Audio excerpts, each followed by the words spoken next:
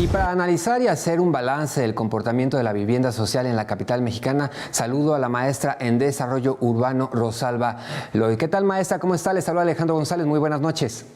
Hola, muy buenas noches, Alejandro. Gracias por la invitación. Gracias por estar con nosotros aquí en Informe Capital. Y pues vámonos de lleno con este tema. Ha sido un estandarte del gobierno de Clara Brugada, pues precisamente tener pues vivienda social y vivienda digna. Y justamente, ¿cuál usted considera que es la principal diferencia entre este modelo de vivienda de Clara Brugada y pues sus antecesores? Bueno, hay que dejarlo claro, no teníamos políticas de vivienda en las administraciones anteriores. Digo, están más enfocadas a movilidad y de hecho está muy clara la tendencia de que se ha aumentado la producción de vivienda social, vivienda asequible en un año, ¿no? Eso sí hay que aplaudirlo porque no habíamos tenido una incidencia importante como la que se tiene, como la que se está teniendo en este gobierno. Anteriormente, la perspectiva de los gobiernos anteriores estaba muy encaminada a la movilidad y los vimos con estos desarrollos, pues la integración del Metrobús, la ampliación del metro, la integración de Cobici, etcétera, pero que claramente tienen un impacto en la vivienda. La movilidad es un elemento muy importante, pero como tal una política de movilidad o políticas de vivienda no habíamos visto desde el 2000 con los mecanismos del bando 2 y la norma 26, que eran para producir vivienda social en la centralidad. Entonces, ese es un cambio importante. El segundo me parece que va en dos líneas. El primero es que la producción de vivienda está enfocándose en la vivienda en las áreas centrales, es decir, en aquellas zonas que están bien localizadas, que tienen acceso a servicios, transporte público, localización, empleos, etcétera. Que eso es un cambio muy importante, sobre todo de las políticas que se generaron en gobiernos antes de Morena, que era producir vivienda, no importaba dónde, ¿no? Donde cayera básicamente, y donde cayera generalmente era donde era más barato, menos accesible, menos bien localizado, etcétera.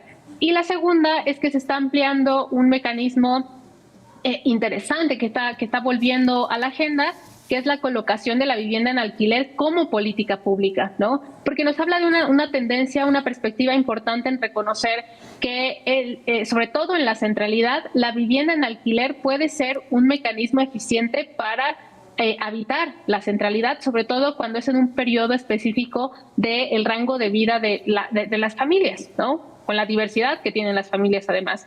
Creo que esos dos componentes me parecen importantes. Creo que hay que ver algunas cuestiones al respecto de cómo se va a operar esa política pública en el caso específico del alquiler, pero me parece a mí muy interesante y además una propuesta muy atractiva, sobre todo pensando en la tendencia a la que va en el caso de las ciudades latinoamericanas en el tema de vivienda.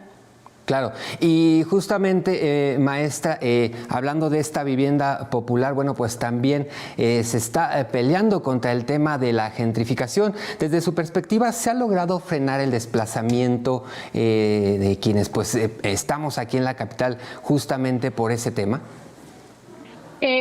Ahora con las políticas de frente es muy temprano poder decir que esa política está colocando o está frenando el proceso, ¿no? Vamos a ver, el planteamiento, la lógica debería de ser que sí, ¿no? En el sentido de va a permitir a personas que habitan en ciertos espacios no ser desplazadas por el aumento de los costos de la vivienda y de los servicios que se ofertan alrededor, ¿no?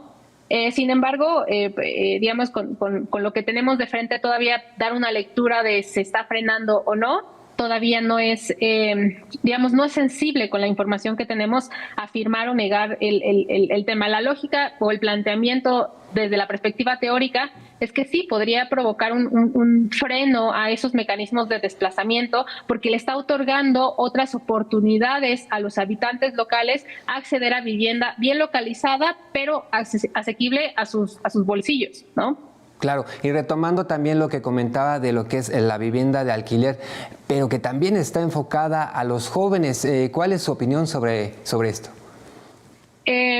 Pues digo, es un tema que además no solo está tocando a México o a la Ciudad de México, sino es un tema que se está tocando en otras ciudades latinoamericanas, sobre todo en las grandes metrópolis latinoamericanas, porque finalmente es esta generación la que se está viendo más problematizada para acceder a la vivienda, en cualquier tipo, incluyendo al alquiler, ¿no? Entonces, creo que me parece una propuesta interesante porque es un grupo poblacional que se está enfrentando a la localización y al mismo tiempo a integrarse al empleo, ¿no? Y que puede ser formal o informal, sobre todo los mecanismos que tenemos.